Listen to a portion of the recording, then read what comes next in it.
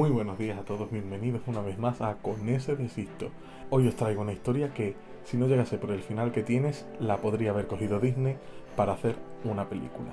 Se trata de la historia de Bárbara de Braganza y Fernando VI.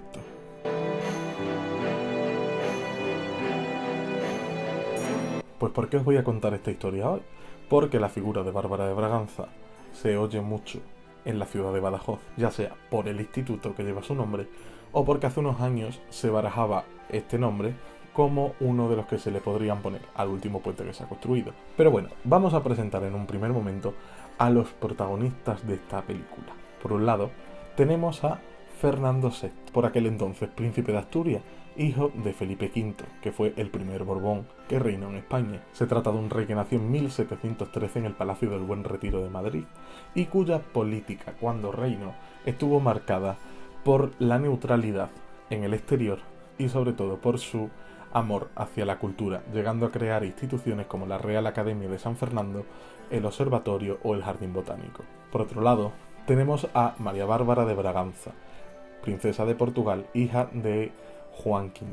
Nació en Lisboa en 1711 y era extremadamente culta para la época, llegando a hablar latín, portugués, español, francés, alemán e italiano con fluidez. También era una enamorada de la música, llegando a componer sus propias obras. Presentaremos también a los demás personajes. Por un lado, Felipe V de España, que si bien en sus últimos años no gozó de una buena salud mental. Se trata de un rey que ya había abdicado a favor de su hijo, Luis I. Sin embargo, al morir este, a los 8 meses de empezar a reinar, tuvo que volver a coger las riendas de la corona muy a su pesar.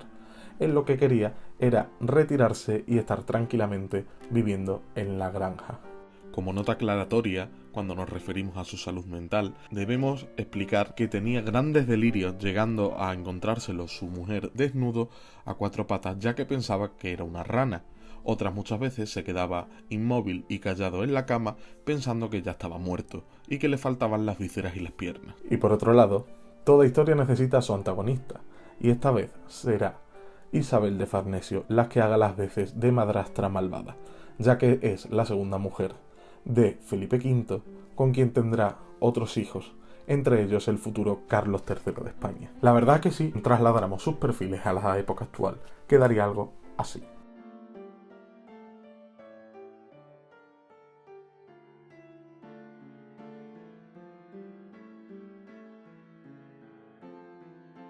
Esta historia tiene 2 escenarios que nos interesen. El primero será Badajoz y el segundo será Madrid. ¿Por qué Badajoz? Bueno, pues porque tanto el rey de España como el de Portugal deciden estrechar sus lazos a través de una doble boda, para unir así ambas dinastías. Los hijos serán, obviamente, Fernando, futuro rey de España, que se casaría con la primogénita del rey portugués, Bárbara de Braganza, y a su vez el heredero del trono portugués, José, sería casado con Marianita, que era medio hermana de Fernando VI. De 1725 a 1728 más o menos es cuando se acuerda este doble enlace y es cuando se solucionan los temas burocráticos de la época. Supongo que todos conocéis Tinder o alguna aplicación de estas para conocer gente, donde se ve pues una imagen de alguien, una foto, y tú, si te llama la atención, le das un match o un me gusta o lo que sea. Y no pensamos que esto es algo actual. Pues no, no es ni actual ni moderno, porque ya en el siglo XVIII ya se hacía. Obviamente no se hacía ni con móviles ni con fotografías, pero sí se hacía con retratos. Pues en el caso de José de Portugal era bastante hermosete, según cuentan las fuentes, pero no pasaba lo mismo con Bárbara de Braganza.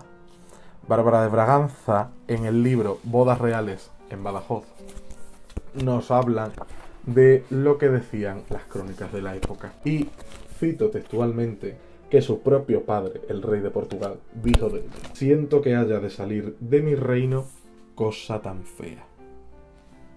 Que un padre diga esto de su hija. Teniendo un padre así, ¿quién quiere enemigos? Bueno, entonces se decide mandar un retrato tanto de José I como de Bárbara para que los españoles lo vieran, y al revés. Y sobre este retrato, bueno, ya sabemos todos que en Tinder se puede retocar un poquito las fotos, ¿no? De hecho, hay casos en los que cualquier parecido con la realidad es pura coincidencia.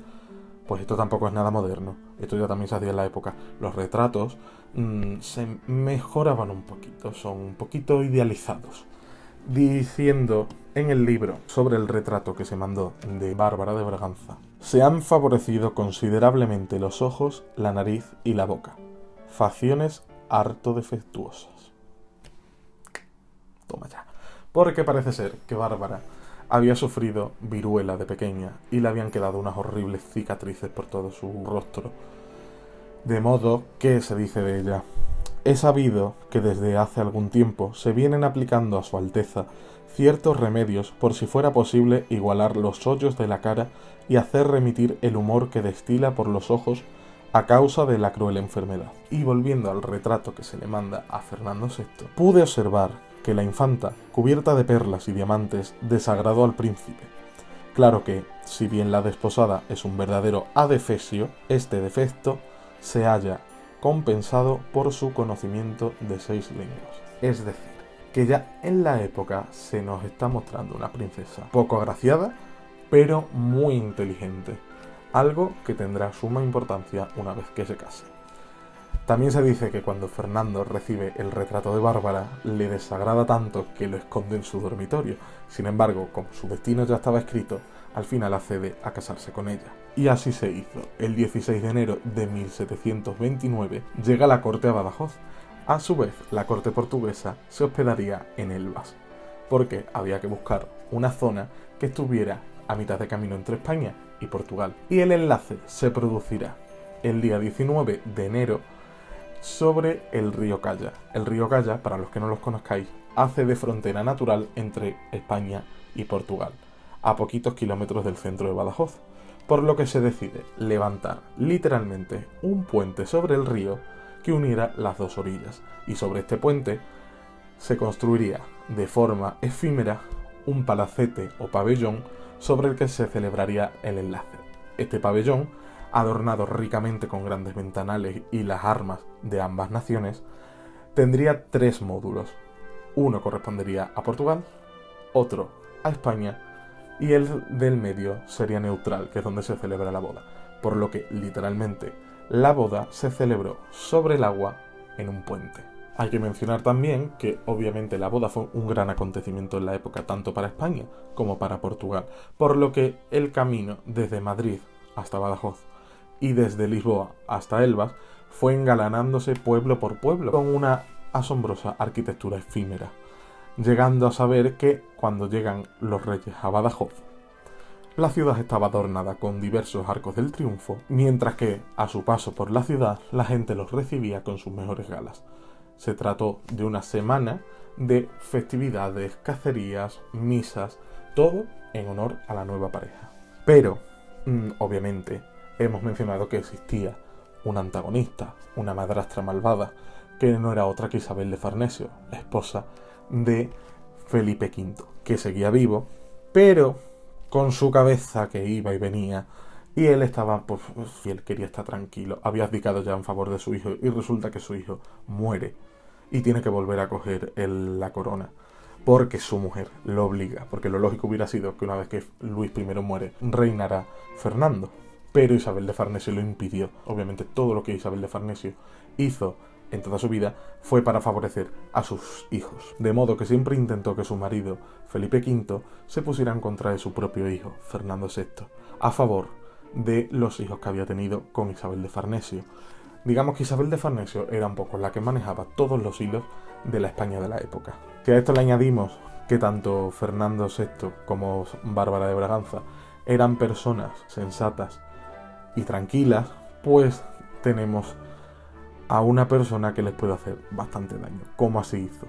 Se aprovechó además de que el recién estrenado matrimonio no podía tener hijos, por más que lo intentara, por lo que ya no ocultaba siquiera el asco que les tenía. Además, Bárbara, a pesar de ser fea, era muy inteligente y muy sensata, lo que poco a poco fue haciendo que se ganara tanto el amor de su esposo como el favor de la corte, algo que a Isabel de Farnesio no le gustó nada, llegando a prácticamente enclaustrar a la pareja en sus aposentos del palacio, donde solo podrían entrar las personas que ella considerara. Solo podrían visitarlos algunos embajadores, entre los que se incluían, obviamente, Portugal.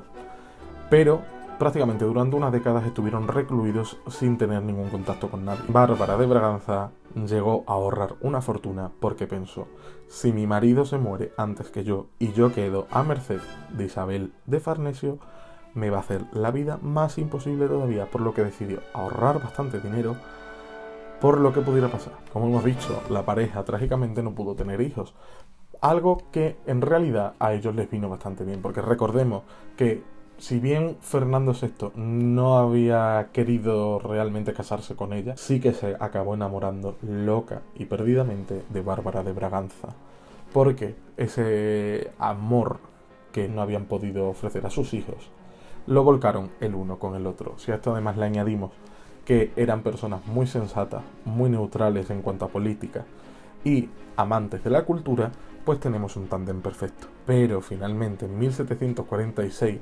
fallece Felipe V, por lo que automáticamente Fernando pasa a ser Fernando VI de España y Bárbara de Braganza reina consorte. Isabel de Farnesio, oliendo la que se le venía encima, empezó a hacer declaraciones diciendo lo bien que la habían tratado los príncipes de Asturias, para que así no pudieran echarla del palacio. Sin embargo, obviamente lo primero que Fernando VI hizo cuando llegó al trono fue pedirle amablemente que abandonara el palacio real y se instalara en la granja, algo que no le sentó bastante bien. Apenas un año después de empezar a reinar, Bárbara le propone a su marido que fundaran una residencia, escuela, llevada por las monjas para las doncellas de la nobleza, como ya existía para los varones. Y así es como surge las Salesas Reales de Madrid. Una vez que se aprueba el proyecto, la obra tarda cerca de 10 años en concluir. Además, la salud de la reina durante estos años se fue deteriorando bastante, ya que nunca había gozado realmente de buena salud. No era solamente que no fuera agraciada, sino que era asmática, diabética y le sobraban bastantes kilos, ya que tendía a la obesidad. Por lo que finalmente, cuando hizo la entrega de las llaves a la abadesa, le dijo: esta es la última vez que nos vemos en la tierra. Como así sucedió, pues el último año de su vida estuvo aquejada probablemente de un cáncer de endometrio. Finalmente, Bárbara de Braganza fallece en 1758, pero la sorpresa nos la dará el destino, pues en 1759, apenas un año después, fallece su marido. Su marido también había ido arrastrando distintos problemas médicos, entre ellos que su salud mental no pasaba por el mejor momento, pero además la pérdida un año antes de su esposa le hizo caer en una profunda depresión por el amor que le profesaba, y esto acabó con la poquita salud mental que le quedaba, por lo que finalmente un año después fallece el rey, ascendiendo al trono su medio hermano Carlos III. Recordemos que al no haber podido tener hijos, Bárbara no podría haber sido enterrada en la cripta real del Escorial, por lo que estableció que deseaba enterrarse, obviamente, en las Salesas Reales. Y el rey decidió que quería compartir descanso eterno con su esposa en el mismo lugar, siendo uno de los pocos reyes que no descansan actualmente en el Escorial. En 1765 se inauguran por parte de Carlos III los sepulcros de Bárbara y de Fernando. El de Fernando es algo más ostentoso, diseñado por Sabatini. Cuenta con un gran pedestal sobre el que se apoya la gran urna funeraria, con dos figuras a los lados: la justicia y la abundancia. Unos querubines lloran la pérdida, a la vez que el tiempo sostiene el retrato del rey. Sin embargo, justo detrás se encuentra, espalda con espalda, el sepulcro de su esposa.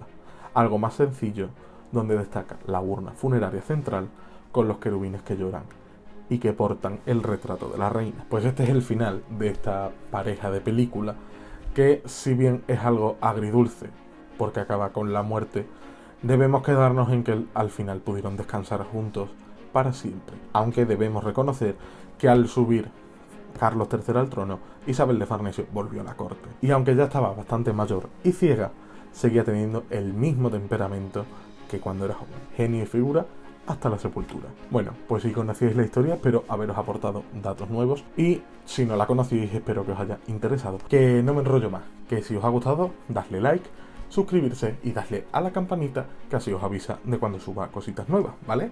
Pues venga, no digo nada más. Adiós.